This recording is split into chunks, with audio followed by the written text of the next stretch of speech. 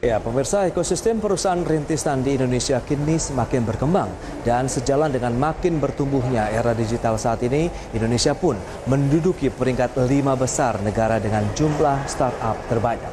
Ya, kita akan simak selengkapnya dalam infografik berikut ini. Ya, seperti yang bisa Anda saksikan di layar televisi Anda, ini adalah 5 negara besar dengan jumlah startup terbanyak. Kita lihat posisi pertama saat ini masih ditempati oleh Amerika Serikat dengan jumlah startup sebanyak 66.806 startup. Kemudian disusul oleh India 9.349 startup dan Inggris di posisi ketiga 5.548 startup. Sementara Kanada di posisi keempat dengan jumlah 2.850 startup dan Indonesia berada di peringkat kelima sebanyak 2.219 startup. Ya, besarnya potensi dari pengembangan perusahaan startup di Indonesia ini juga berdampak pada besarnya peluang pendanaan untuk perusahaan rintisan. Meski pendanaan tahun ini diperkirakan aliran dana untuk perusahaan startup tidak akan meningkat signifikan akibat pandemi COVID-19. Namun demikian, Asosiasi Modal Ventura Seluruh Indonesia menilai pendanaan skala kecil maupun besar di Indonesia masih akan cukup merata secara umum pada kuartal kedua tahun ini. Hal tersebut karena perusahaan modal Ventura masih yakin kalau ada beberapa sektor yang memiliki tingkat perkembangan tinggi dan selain itu pasar startup lokal masih tergolong dalam kategori usia muda. Ya, berbicara mengenai pendanaan untuk perusahaan rintisan, lantas bagaimana sebenarnya dari realisasi dana untuk startup di sepanjang tahun 2020 lalu, khususnya untuk wilayah kawasan Asia Tenggara? Kita akan simak kembali dalam infografik selanjutnya. Ya, ini adalah pendanaan startup di kawasan ASEAN seperti yang bisa Anda saksikan di layar televisi Anda. Total dari sisi pendanaan startup di wilayah ASEAN ini mencapai 8,2 miliar dolar Amerika. Adapun terbesar sekitar 70% pendanaan startup adalah Indonesia. Kemudian di posisi keempat Singapura atau memiliki prosentase sekitar 14%. Sementara berikutnya ada Malaysia 5% dan Thailand juga sama 5%. Vietnam berada di posisi sekitar 4% untuk prosentase pendanaan startup. Dan di posisi terakhir ada Filipina sekitar 2%.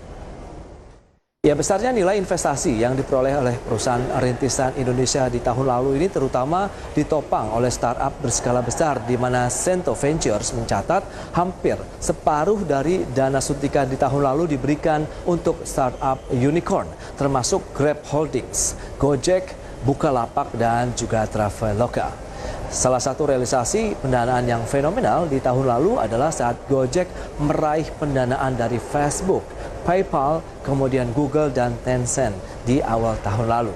Kemudian saat ini pun Tokopedia telah mendapatkan pendanaan dari Google dan Temasek. Ya, jika kita berbicara mengenai pendanaan untuk perusahaan rintisan, sejumlah sektor perusahaan rintisan tahun ini juga masih berpeluang untuk bisa mendapatkan suntikan dana. Sektor apa sajakah itu? Kita akan simak kembali dalam infografik berikut ini. Ya, ini adalah sektor-sektor yang potensial ya untuk meraih pendanaan dari startup. Apa saja sih? Ya, seperti yang bisa Anda saksikan di layar televisi Anda, ada teknologi finansial. Ini juga menjadi salah satu sektor yang tengah berkembang saat ini. Kemudian sektor kesehatan, berikutnya ada sektor pendidikan, kemudian logistik yang juga diuntungkan dengan adanya pandemi COVID-19 dan e-commerce yang menjadi bagian dari era digitalisasi di Indonesia. Ya, riset yang sudah dilakukan oleh Google, Temasek, serta Bain & Company menunjukkan startup bidang kesehatan dan pendidikan saat ini diminati oleh investor yang akan menyuntikkan dana di startup pada bidang tersebut. Hal tersebut dikarenakan layanan di kedua sektor ini dibutuhkan selama pandemi COVID-19. Ya, ketiga lembaga tersebut mencatat penggunaan layanan kesehatan digital meningkat hingga 4 kali lipat jika dibandingkan sebelum adanya pandemi COVID-19. Sedangkan jumlah unduhan aplikasi pendidikan melonjak 3 kali lipat. Sementara itu, CEO Mandiri Capital Indonesia, Edi Danusaputro mengatakan minat investor untuk berinvestasi di perusahaan rintisan tetap tinggi meski ada pandemi COVID-19. Namun, Para investor harus mencari sektor yang relatif tangguh saat ini untuk dapat menginvestasikan dana mereka kepada perusahaan startup yang tepat.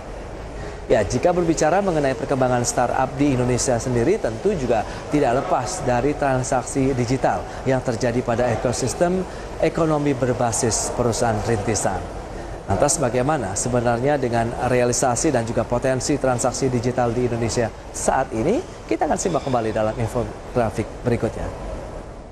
Ya, seperti yang bisa Anda saksikan kembali, ini adalah proyeksi dari penggunaan transaksi elektronik di tahun 2021. Ya, penggunaan uang elektronik kalau kita bandingkan dengan tahun 2020 ya sekitar 200 triliun rupiah penggunaan uang elektronik. Kemudian di tahun 2021 ini proyeksi ada peningkatan hingga 266 triliun rupiah dari sisi penggunaan uang elektronik. Dan bagaimana dengan penggunaan digital bankingnya?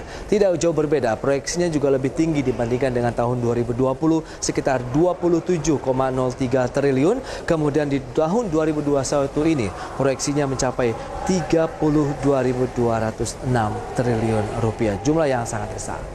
Ya, sejalan dengan besarnya potensi transaksi digital di Indonesia, Bank Indonesia ke depan juga akan terus mendorong meningkatnya tren pembayaran digital.